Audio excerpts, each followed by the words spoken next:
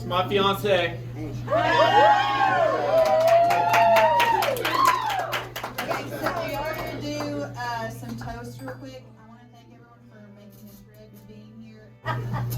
But I'm very thankful for Blake and Emily. Emily is someone that whatever she wanted in life, she went and got it. And I'm very proud of her. Completely proud.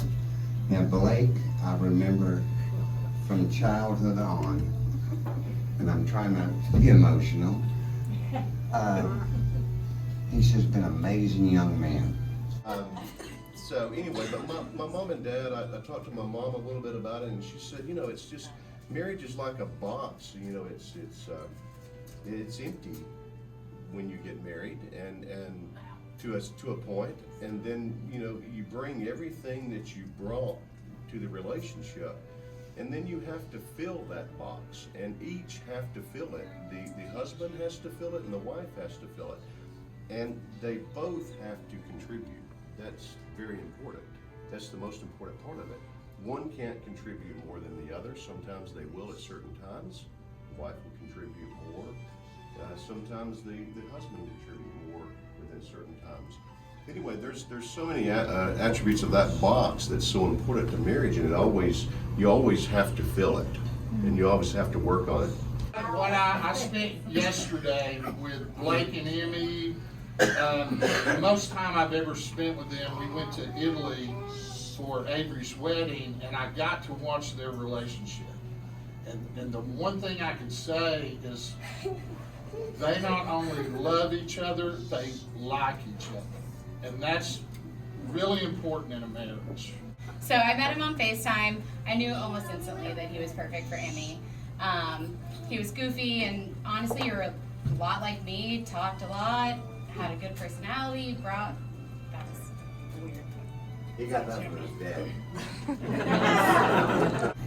And one day, we found this beautiful big turtle. And Blake was a little boy, I don't know what age. And he said, "Oh, Benji, can we take him home?"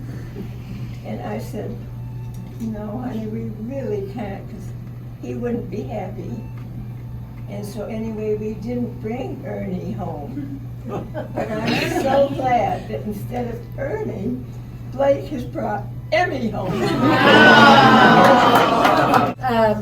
Emily, you have made my son so happy. I'm just so happy for both of you. And I love you both. Love you.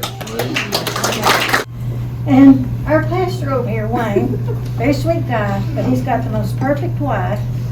And he told a tale one time in a sermon about, I get in the bed and I'm just so happy, I'm warm, I'm cozy, I've got Mayberry on the TV and Andy Griffith, and Joan comes in and puts her big cold feet on me. Well,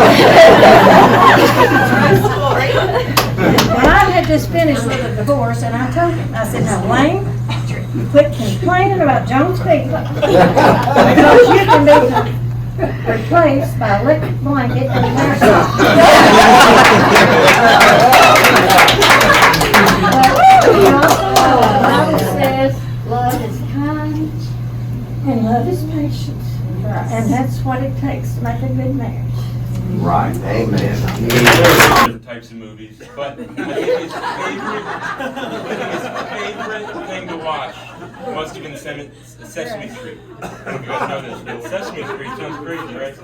So he would watch Sesame Street, and I think he watched the same episode every day, because every day today's letter was always M.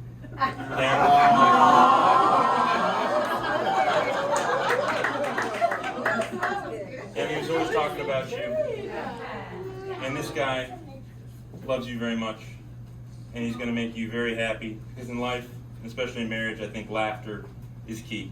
And I wish you guys the best. So I'd like to raise a toast to Mr. and Mrs. Triplett. Right.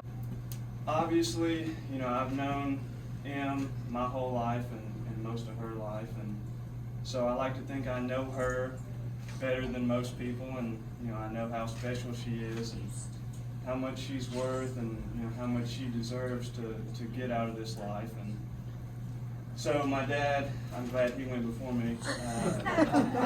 He's a very big fan of telling us how special the Oakses are, and he's always talking about himself.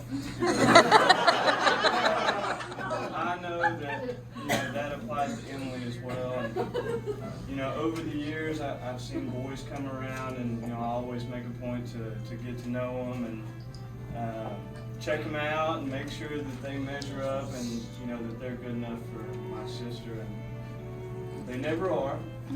Over the years, they've never been good enough, and they got to be funny, smart, handsome, athletic, and it's a high bar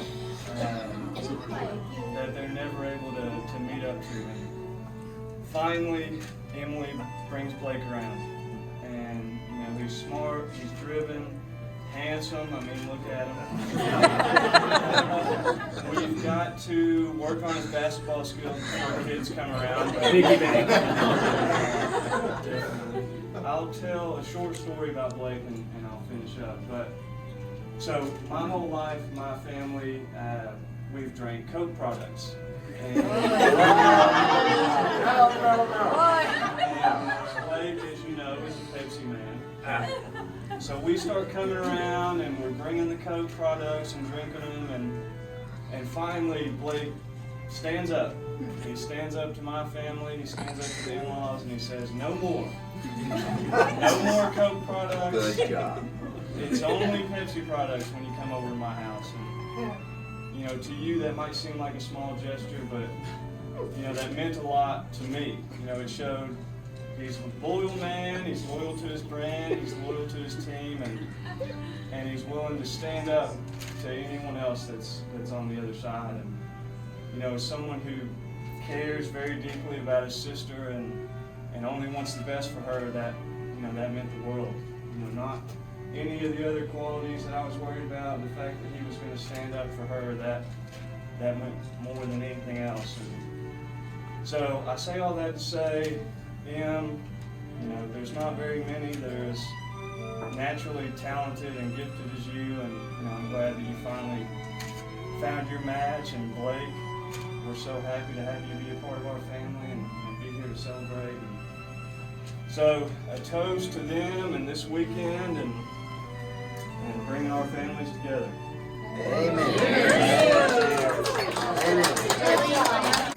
And we're not going to welcome Blake to the family because he's been a part of our family for a long time. And before he comes, I run to the store and buy a whole bunch of Mountain Dew. Just to make him feel at home. But he has been a part of our family just about since he came to the house the first time. And we love him. And so I just wanted to say, it's been an honor to be a part of your guys' relationship, and I can't wait to see it going forward. I love you guys, and I can't wait to try. Yes.